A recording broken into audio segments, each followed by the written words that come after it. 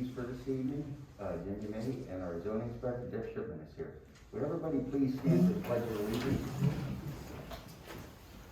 I pledge allegiance to the flag of the United States of America and to the republic for which it stands, one nation, under God, indivisible, with liberty and justice for all. Thank you. George, you're up to bat. First item is a resolution to approve Dan Riggs as a firefighter EMT candidate to allow for the scheduling of a firefighter pre-employment physical. So moved. Second, we have a motion and a second. Voting please. George? Yes. Don? Yes. Second is a resolution to approve Joseph Stambolziowski as a firefighter EMT candidate to allow for the scheduling of a firefighter pre-employment physical. So moved. Second, we have a motion and a second. Voting please. George? Yes. Don? Yes. Now, will they put his name on the back of his?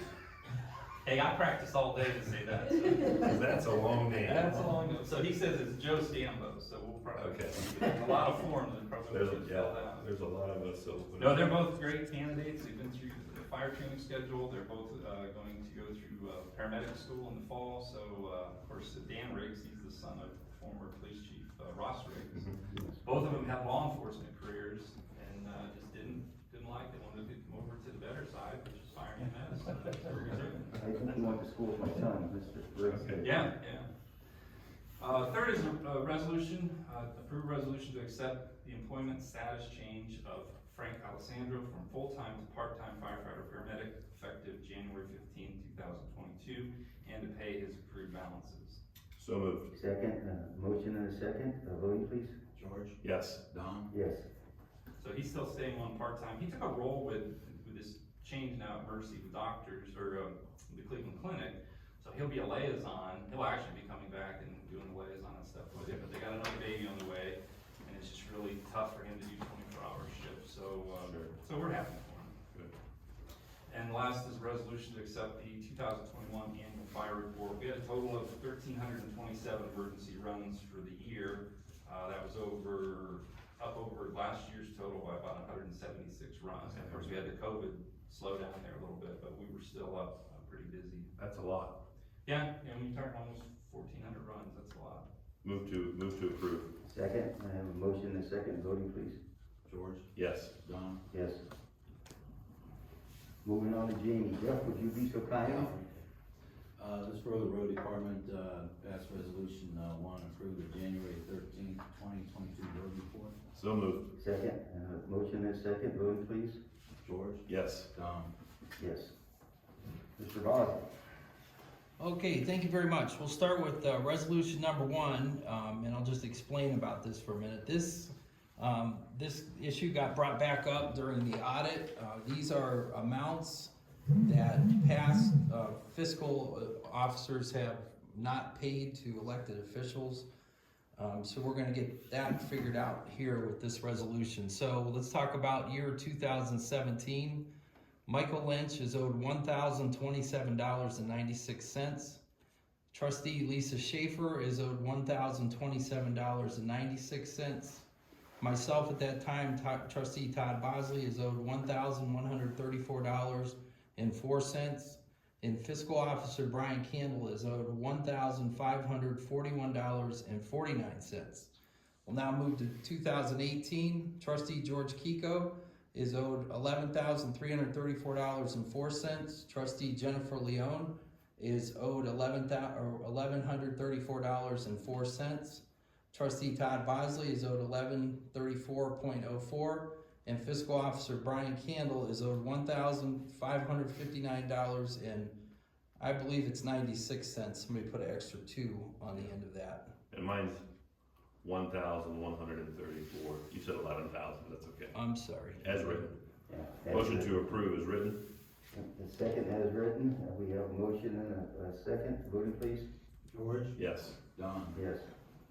I'd just like to point out none of those were on my watch necessarily, but these are budget issues that I'll talk about in a little bit and kind of how that becomes an issue, which it did. Number 2 is a resolution to approve the payments listed below. Ohio Billing for $3,175, Auditor of State for $3,121, Ohio Environmental MS4 fee for $1,200, and the ESO CAD monitoring fee for $1,193.52. So moved. Second, motion and a second, voting please. George? Yes. Don? Yes. Okay, number 3 is a resolution to approve reimbursement to Jennifer Leone in the amount of $58 for the mailing charge. So moved.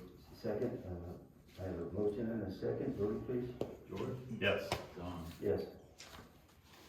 Okay, so the last and final issue is the state audit from 2019 through 2020. You know, I was really excited about this job when it started because I knew it was going to be a challenge. I did not realize the challenge it was actually going to be with COVID and the pandemic and all of the things that just really started off the wrong way. The state auditor told me in no uncertain terms that I picked the worst year to ever become a fiscal officer, and I have to tell you, I believe that. That was true. I was really disappointed though when I read the Canton Repository article. As many of you know, I served as a county commissioner and former trustee here for many years. And you know, when you read these articles, you gotta say sometimes, is it really a problem or is somebody just trying to sell a paper? Now, in the case of Robert Wang, I believe we're just selling papers. I've dealt with him for a long time. I remember when he wasn't covering commissioner meetings anymore, and I won't get into that. But, you know, I read the article and I was extremely disappointed. What I think happens is I think the repository sometimes writes an article to get everybody all worked up and all excited. Yes, the audit was not as I hoped it would be, but in a lot of ways, it was better than I thought it might be, based on the little bit of help that I had. I want to just remind everybody, though, that I took over in a pandemic year. Our fiscal officer, who I want to say this, and I was really disappointed about the article here. Brian Candle helped me a lot. Brian Candle was there when I needed him. He and I aren't in fighting. We aren't disliking each other. I mean, that guy really has answered every question that I asked. And, you know, I just want to say that Brian decided he didn't want to do this anymore. And elected officials have that right, because especially this job, the job you guys have is one thing. I mean, you got to deal with citizens. I'm not saying it's easy. It's a hard job. But compared to the fiscal job is every single day, and there's a multitude of problems. And just when you think you got it all accomplished, something else shows up. So just like tonight, Don, you handed me some paperwork, and it's like, oh, here we go. We got to figure this one out, you know, where stuff comes from. So things come at you from, it's sort of like playing asteroids a little bit. Can I interrupt? Yeah. And that's why we do a state audit. I don't know if everybody in the crowd realizes that, but they go over things with a fine tooth comb, and Rich can attest to that. I mean, they go over every detail, every penny. They account for every pay raise and pay schedule, and that, you know, underpaid and overpaid. It's pretty intense. We had a nice meeting with them, and I thought they did a nice job. And we had them look into some other things too, and that's why you do it. I mean, that's why we have to do the audit, is to ensure that the money that we're responsible for is entrusted in good hands and spent wisely and not discharged, you know, aimlessly. Yeah, you know, and I'd like to say I'm really proud of our assistant fiscal officer, Kelly Sailing. She's done a really great job. I mean, it's been a hard situation to learn. And, you know, the fiscal officer, when we all met as a board, I mean, we all met, we all talked to him, and we sat right in that corner there when we met with them. And they explained to the board that there were processes that had been done wrong for a while. Now, that doesn't mean I'm here to blame anybody. And when I talked to Robert Wang, I wasn't blaming anybody. You know, I read what Alan Harold wrote in the paper. You know, he said, well, Todd Bosley gets his information just like everybody else does. But you guys were standing right there, sitting there, when the auditor said, this county auditor has to get information to us quicker. Do you remember that? Mm-hmm. Yeah, I mean, so that isn't something I was making up. That's a reality. That's one of the issues we were dealing with. And just as I say we were dealing with issues, I'm sure their office was dealing with issues too. I mean, I can't imagine that they weren't. So John Oates and Kelly Stanford down there, we work with them like on a regular basis. I really enjoy working with them. And I just am really disappointed to see an article like this that just takes opposition. I mean, George, I read your comment in here, and, I don't know how it all happened, but I mean, you're quoted as saying that the road department doesn't trust my office to do their payroll. Who does their payroll? My office.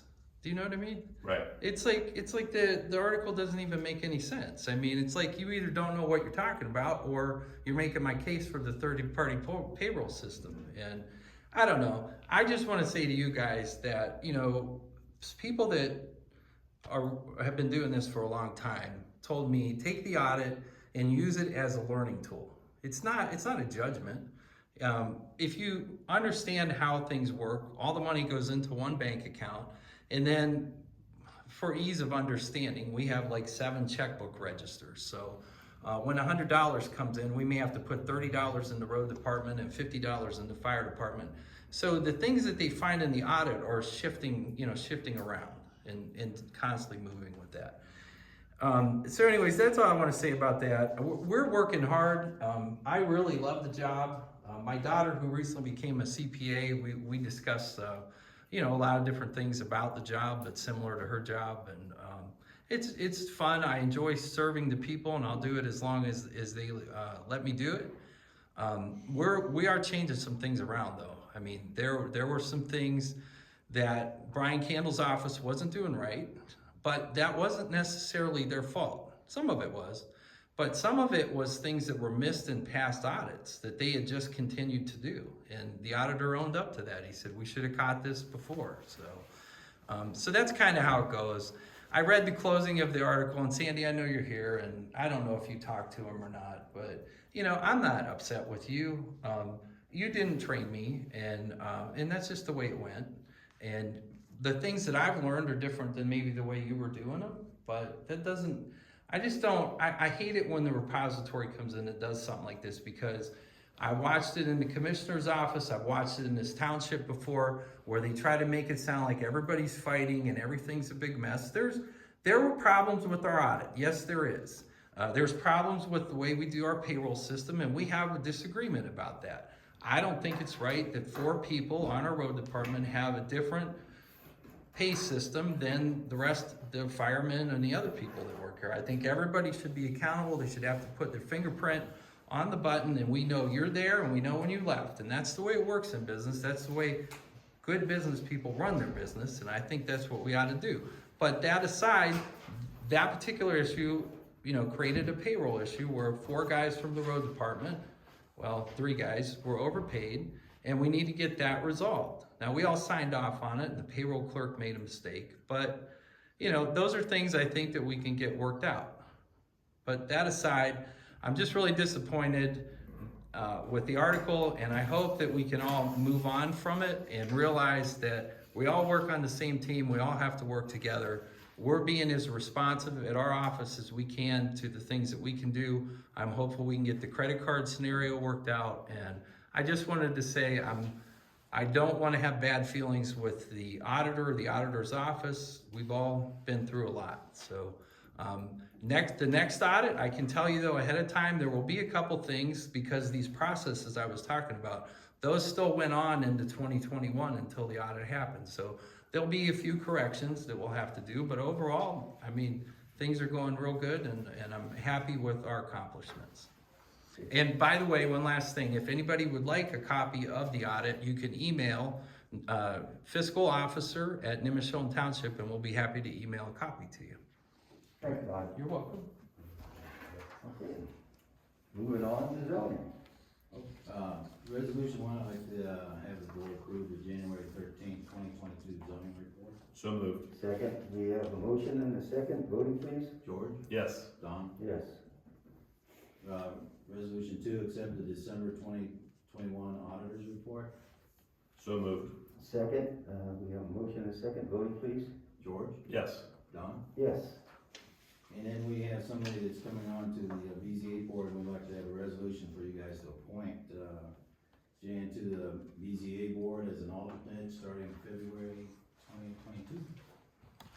He's here. Second. I have a motion and a second, voting please? Yes. Gone. Yes, welcome aboard. Jim. Congratulations, Jim. No, just thanks for the opportunity. Sure, thanks for serving. The pay is extremely high. It's rewarding. Yeah. We do have an executive session marked down, which has been canceled for this evening. We're going to, do we have any signatures for, concerns? Do we have a sign-up sheet? Yes, it's out there. Okay, go ahead.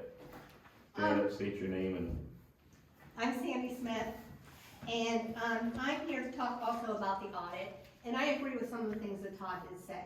There is never a 100% clean audit for a township. There are just too many things to be done 100% correctly.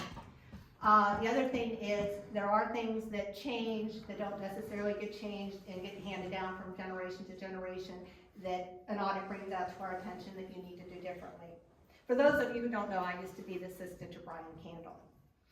But my biggest concern about also the article in the paper and the audit itself and your responses to the audit responses. I am fed up to hear, and I know there's many other people that agree with me, with Todd blaming everybody else but him for things that go wrong in his office. He had known for 8 months before he took office that he was going to be the fiscal officer. There was no COVID anywhere. He could have done a lot more training than he did. I know you sat with Brian for a couple days, but other than that, you didn't learn anything about payroll. You didn't learn anything about the budget, nothing. You had also been an elected official for at least 10 years. So you came into this office with a lot more experience than any other of the fiscal officers that walked into the fiscal office for the first time in 2020. Those can't be underestimated. The board has given you a person to come in and train you. We paid as taxpayers a lot of money to have somebody come in so that you could do everything right. You didn't know what you were doing. You needed to learn. We paid for that so that you could do that. There's also a lot of free training out there online. I mean, the auditor puts out trainings, there's past conferences, all that type of stuff online that can be learned from. The little help, Todd, you had several past fiscal officers in the township. You have past assistant fiscal officers in the township. You have Christy Bresson's a past fiscal officer, you have Brian a past fiscal officer, you have me a past assistant, you have Tilly. The other reason, Sandy, I didn't use you is, I mean, if you look at the audit, you did not have a good audit. Okay, So I didn't want to be trained. I did have a good audit. 15 months in that were mine and Brian's And 8 work. months were mine, well, 9 months were And mine. most of the problems were during yours. No, you had But- $1 million mistake, ma'am. I have a It's $1 million right- mistake? Yes, you did, it's I right on the don't audit. believe I do. I'll show you right here. Let's, Todd, if you could We'll talk afterwards. discuss it afterwards. This is Let my the $1 million first mistake. Please. So, you also have all the other people. Do you know why he does not, for those of you who don't know Todd, does not call on those other people, is he takes the people who try to help him, such as myself, and he turns them into making him the victim. They attacked me, they hurt me, they didn't do what I wanted to do. He is not on speaking terms with anybody except Brian. I don't know your relationship with Brian. You have accused our office of losing things that were definitely there. We did not. We did. Absolutely did not. And as you say that, you moved all the records. What kind of proof do you have? What kind of company? Did you hire a bonding company, an insurance company? Did you make a list of what was You're being asking me moved? questions now, and you know what, and I'm gonna answer them, but they told me not to answer them. Let's. I mean, I'm happy to answer. Okay, well, we can always do a public records request of what you did to assure that these records were properly handled. And you've done plenty of them. I would so- like you to do that, so Sandy, just finish your concerns, because So- 5 minutes is running out. Okay, so that is pretty much, you say trustee is much easier than fiscal officer. You should have done that, you've been in office. I'm just saying, I'm sick of hearing you whine and complain about everybody else giving you problems. You create most of your own problems, and that's all I have to say. Well, to be honest, you created a whole bunch of problems Thank in you, this Sandy. audit. Thank you. Well, you make your records request and we'll see that. Megan, do you have a concern, or would you like to see the vote? I'm here to see You'll be the fine. So we'll carry on. Okay, George, if you could read off the trustees resolution, thank you. Yeah, I make a motion to approve the memorandum of understanding between Nimishillen Township and Stark Soil and Water Conservation District for technical assistance for dry weather screening per the MCM3, illicit discharge, detention, and elimination at $1,000 a year. I second that. We have a motion and a second, voting please. George, Yes. Don, Yes. Resolution number 2, motion to approve and adopt policy for the consideration of road vacation petitions. Second. A motion and a second, voting please. George, Yes. Don, Yes. That motion passes. Like to make a motion? Motion to adjourn? Oh, you got stuff you gotta do. Thanks. You have to keep me, I'll learn the president one as we go. oh yeah. What's this? This is for our gentleman that met last night about the Kazan's request.